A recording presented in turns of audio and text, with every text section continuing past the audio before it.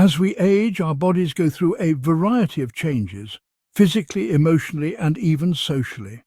One area that often gets overlooked, yet plays a crucial role in overall well-being, is personal hygiene. Specifically, how often should elderly individuals take a shower? While it may seem like a straightforward question, the answer is surprisingly nuanced and depends on a blend of health conditions, lifestyle factors, and individual preferences. In this article, we explore the optimal bathing routines for seniors, supported by expert advice and practical tips that can help caregivers and families make informed decisions. The importance of hygiene in aging. Maintaining personal hygiene becomes increasingly important as we grow older. Cleanliness isn't just about looking good, it's about preventing health issues like urinary tract infections, skin rashes, pressure sores, and other hygiene-related complications. Regular bathing helps remove bacteria, eliminate dead skin cells, control body odor, and reduce the risk of infections that thrive in warm, moist areas like skin folds and the perineal region. However, for seniors, especially those with mobility limitations or cognitive decline, bathing can also be a source of anxiety, discomfort, or even physical risk.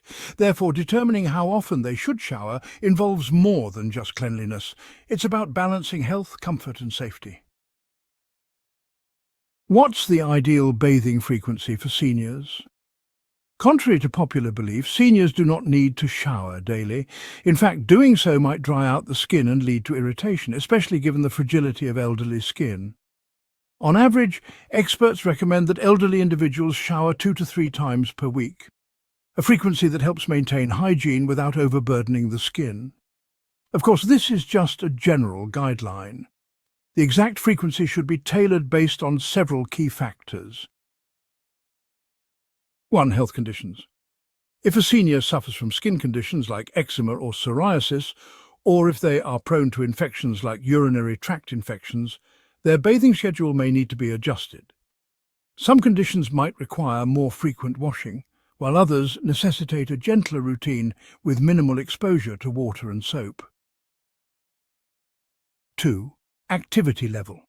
A senior who is still active, walking regularly, gardening, or engaging in light exercise may need to bathe more often than someone who is mostly sedentary or bedridden. For individuals with limited mobility, even a gentle sponge bath or wash with a warm cloth may suffice on most days. 3. Hydration and skincare. Aging skin is thinner, drier, and more sensitive. Overbathing can lead to cracks, which then become entry points for bacteria.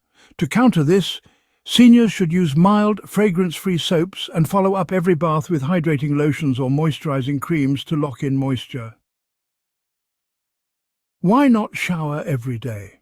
It might seem hygienic to bathe daily, especially if that was the norm during younger years. But daily showers can strip the skin of natural oils, leading to dryness, flaking, and even open sores. Elderly skin does not regenerate as quickly, making it more prone to damage. For those in cooler climates or who are not physically active, less frequent bathing is generally fine. A few thorough cleanses per week, complemented with spot cleaning, can provide a sufficient balance. The dangers of infrequent bathing. While overbathing can be harmful, underbathing carries its own set of risks. Infrequent showers can lead to the accumulation of bacteria, especially in skin folds and private areas. This can result in skin infections, body odor, rashes or sores, and compromised personal dignity and confidence. Therefore, it's essential to develop a routine that works for the individual while maintaining basic hygiene standards. Developing a sustainable bathing routine. The key to a successful hygiene plan for elderly individuals is flexibility and personalization. Some elderly adults may be dealing with cognitive conditions like dementia or Alzheimer's, while others may have physical conditions that limit mobility. In such cases, full showers may not be feasible or safe. Here are several tips to create a sustainable routine. 1. Adapt the environment. Install grab bars, non-slip mats and shower chairs to enhance safety. Use a handheld shower head for easier rinsing. Keep water temperatures lukewarm to avoid burns or chills. 2. Use the right products. Choose mild, hypoallergenic, fragrance-free soaps, Avoid strong body washes or exfoliants. Use hydrating shampoos and dry shampoos in between washes. 3. Incorporate alternatives. For those with mobility or memory challenges, sponge baths, moist wipes and waterless cleansers are effective. Prioritize cleaning high-risk areas like underarms, groin, feet and skin folds. Hair washing less is more. Hair care for seniors also follows the same rule. Less is often better. Daily washing is usually unnecessary and may actually cause dry scalp or strip away natural oils.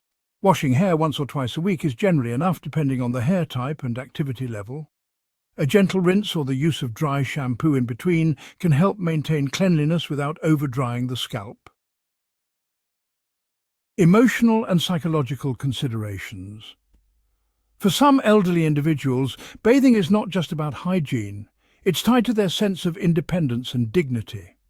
Losing the ability to bathe themselves can be emotionally distressing. That's why it's essential for caregivers to use a gentle tone and maintain the individual's dignity. Provide privacy as much as possible. Involve seniors in the process, allowing them to do what they can on their own. Tips for caregivers. Being a caregiver is both a rewarding and challenging role. Here are some ways you can make hygiene care easier for both you and your loved one. Be patient and listen to their concerns. Keep hygiene routines predictable and consistent. Respect preferences. Some may prefer bathing at night rather than morning. Monitor for skin issues or signs of infection and report them to a healthcare provider. Recommended bathing aids and products, shower chairs and grab bars for added support, handheld shower heads for easy rinsing, fragrance-free soaps and shampoos, moisturizing lotions immediately after bathing, dry shampoos and cleansing wipes for non-shower days. These tools not only improve safety but also streamline the bathing process, making it more manageable for seniors and caregivers alike. Final thoughts: one size doesn't fit all. There is no universal rule when it comes to how often seniors should shower. Each person has unique needs, and their hygiene routine should reflect that.